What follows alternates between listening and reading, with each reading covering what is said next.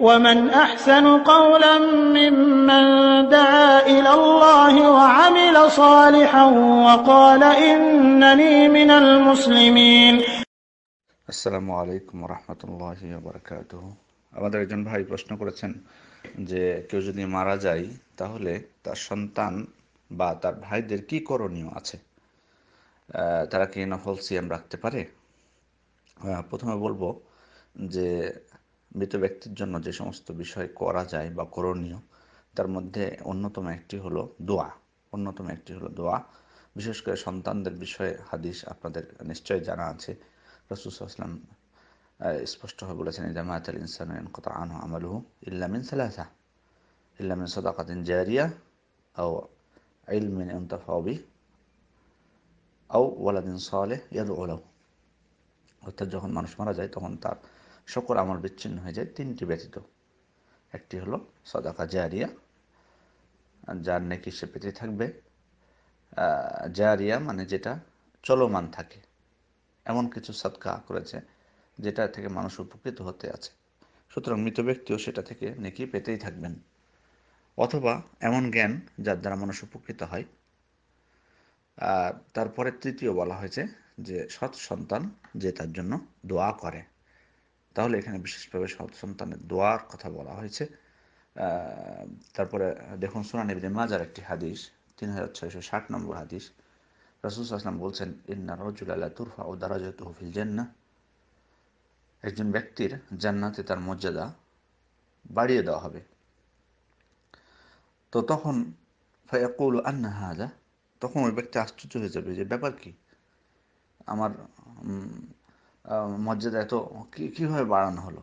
তখন তাকে বলা হবে, বিস্তিগফারি ওয়ালাদিকা লাক, এটা সম্ভব হয়েছে, এটা হয়েছে তোমার সন্তান তোমার জন্য ইস্তিগফার করেছে, ক্ষমা প্রার্থনা করেছে, এর মাধ্যমে তোমার জন্য মর্যাদা বাড়িয়ে দেওয়া হয়েছে। তাহলে বোঝা যাচ্ছে সন্তানের দোয়া এটি মৃত ব্যক্তির জন্য উপকারী বিষয়।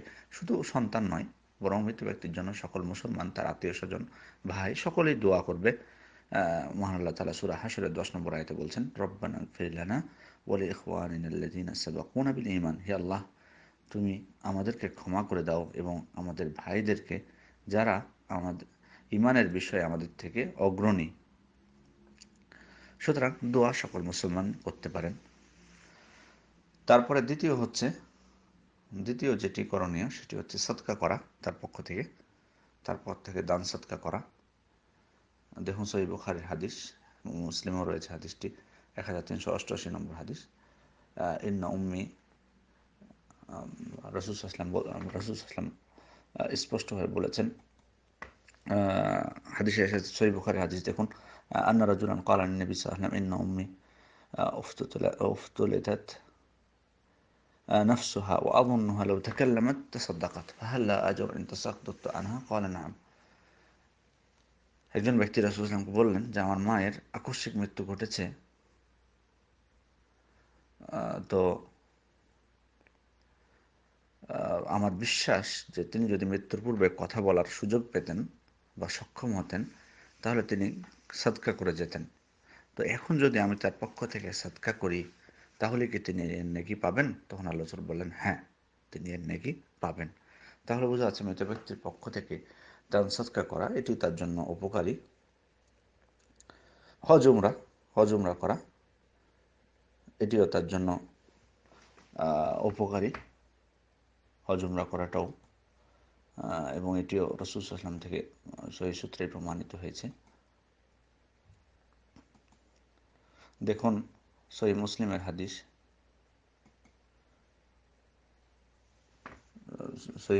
স্পষ্টভাবে সহিহ বুখারী সহিহ মুসলিমের হাদিস, সহিহ বুখারীর 1852 এবং সহিহ মুসলিমের 1149 নম্বর হাদিস, যেখানে রাসূল সাল্লাল্লাহু আলাইহি ওয়াসাল্লামকে এক মহিলা জিজ্ঞেস করেছিলেন যে আমার মা মারা গেছে, তো তার রমজানের প্রায় 1 মাসের রোজা, ফরজ রোজা তার বাকি আছে, তো আমি কি তার পক্ষ থেকে রোজা করব?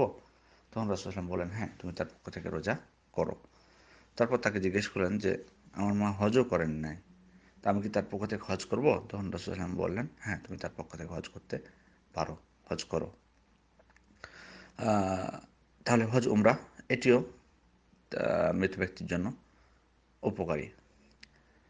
চতুর্থ, যে কুরবানির ক্ষেত্রে যখন একজন ব্যক্তি কুরবানি দেবেন তার পক্ষ থেকে, তার পরিবারের পক্ষ থেকে, তখন তিনি পরিবারের শুধু জীবিত না, পরিবারের সকলের পক্ষ থেকে, জীবিত মৃত সকলের পক্ষ থেকে তিনি নিয়ত করতে পারেন।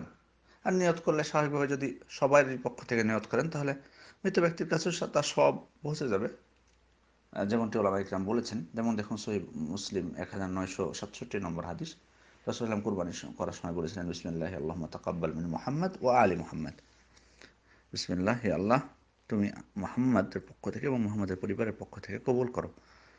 তাহলে বোঝা যাচ্ছে যে কোনো ব্যক্তি যদি কুরবানির সময় তিনি তার পরিবারের সকল সদস্যের পক্ষ থেকে তিনি নিয়ত করেন, এটি তার জন্য বৈধতা রয়েছে। তবে আলাদাভাবে শুধুমাত্র মৃত ব্যক্তির জন্য খাস করে কুরবানি দেওয়ার বিষয়টি, এটি ওলামা ইকরামের মধ্যে যথেষ্ট মতনৈক্য রয়েছে। এবং সব থেকে নিরাপদ হলো এটা থেকে বিরত থাকা, কারণ স্পষ্টভাবে কোনো কিছু প্রমাণিত হয়নি রাসূল ইসলাম থেকে। বরং যেটা প্রমাণিত হয়েছে সেটা হলো একসাথে সবারই নিয়ত করা, কিন্তু বিশেষভাবে তাদের জন্য কুরবানি করা, এটি নিয়ে মতনৈক্য রয়েছে। কোনো ওলামা ইকরাম এটাকে বৈধ বললেও অন্যান্য ওলামা ইকরাম এটিকে নিষেধ করেছেন। কারণ হলো যে দেখুন, মৃত ব্যক্তি দুনিয়াতে যা করে গেছেন তিনি তারই প্রতিফল পাবেন। এটি হলো কিন্তু মূল। কারণ দেখুন সূরাতুন নাজমের মধ্যে মহান আল্লাহ তাআলা বলছেন, ওয়ান লাইসা লিল ইনসানি ইল্লা মা সা, মানুষ তাই পায় যা সে চেষ্টা করে। অর্থাৎ মুফাসসিরগণ এই আয়াতের ব্যাখ্যায় বলছেন যে প্রত্যেক ব্যক্তি তার পরিণতি ভোগ করবে তার কৃতকর্মের যেটা ফল সেটা, অর্থাৎ দুনিয়াতে যেটা করে যাবে তারই প্রতিফল সে ভোগ করবে। সুতরাং এটাই হচ্ছে আসল। এই আসল থেকে মূল হচ্ছে এটাই যে একজন ব্যক্তি যা করবে তারই প্রতিফল পাবে। কিন্তু বাকি যে বিষয়গুলো যেগুলো বললাম আপনাদেরকে, 4টা বিষয়, এগুলো হলো ব্যতিক্রম। কেন ব্যতিক্রম, কেন বললাম? কারণ এটাও রাসূল সাল্লাল্লাহু আলাইহি ওয়াসাল্লাম থেকে প্রমাণিত হয়েছে তাই। সুতরাং যেটা প্রমাণিত হবে না সেটা করার আমাদের সুযোগ নেই, কারণ আসলে হচ্ছে যে মৃত ব্যক্তি নিজে যা করে যাবে সেটাই তার প্রতিফল পাবে, অন্য কিছু তার উপকারে আসবে না। কিন্তু কোনটা আসবে উপকারে? যেটা রাসূল সাল্লাল্লাহু আলাইহি ওয়াসাল্লাম বলেছেন বা শরীয়তে যেটা অনুমতি আছে, যেমন সন্তানের দোয়া, দান সদকা, হজ উমরা, তারপরে যেটা বললাম কুরবানির বিষয়, ব্যাস, এর বেশি কিছু না। অন্য কিছু যদি প্রমাণিত হতো, যেমন আপনি নফল রোজার কথা বলেছেন, এটি প্রমাণিত না, বরং রোজার কথা এসেছে যেটা বাকি রোজার কথা, বাকি রোজা যেগুলো মৃত ব্যক্তি উপর বাকি রয়েছে সেটার কথা বলা হয়েছে। সেটার কথা যেমনটি হাদিসে দেখলেন, অন্যান্য হাদিসেও এসেছে এটি, যে সহিহ বুখারীর হাদিস, মান মাতা ওয়া আলাইহি সিয়াম সামা আনহু ওয়ালিয়ুহু। সহিহ বুখারী মুসলিমের হাদিস, মান মাতা ওয়া আলাইহি সিয়াম সামা আনহু ওয়ালিয়ুহু। দেখুন সহিহ মুসলিমের হাদিস 1147 নম্বর হাদিস এবং সহিহ বুখারীর 1952 নম্বর হাদিস, স্পষ্ট হাদিস। ফরজ যদি থাকে তাহলে এটা আদায় করবে, কিন্তু নফল না, এটি প্রমাণিত হয়নি। নফল মৃত ব্যক্তির পক্ষে এটি প্রমাণিত হয়নি, যদিও কেউ এটাকে বৈধতা দিয়েছেন। কিন্তু আমি যেমনটি বললাম যে এই জিনিসটি আমাদেরকে বোঝা লাগবে যে শরীয়তের এটি হচ্ছে মূল কায়দা, মূলনীতি এটি, যে প্রত্যেক মানুষ তার নিজে যা করবে তারই পরিণতি ভোগ করবে। শুধুমাত্র কোনটা তার উপকারে আসবে মৃত্যুর পরে, যেটা আমাদেরকে প্রমাণিত হয়েছে কোরআন হাদিসে স্পষ্টভাবে সেটি। আর যেগুলো প্রমাণিত হয়েছে সেগুলো বললাম। অন্য কিছু প্রমাণিত হলে সেটাও আমাদের জন্য বৈধ হতো, কিন্তু যেহেতু প্রমাণিত হয়নি সেহেতু এটা আমাদের জন্য বৈধ নয়। আশা করি বিষয়টি ক্লিয়ার হয়েছে। আসসালামু আলাইকুম ওয়া রাহমাতুল্লাহি ওয়া বারাকাতুহু।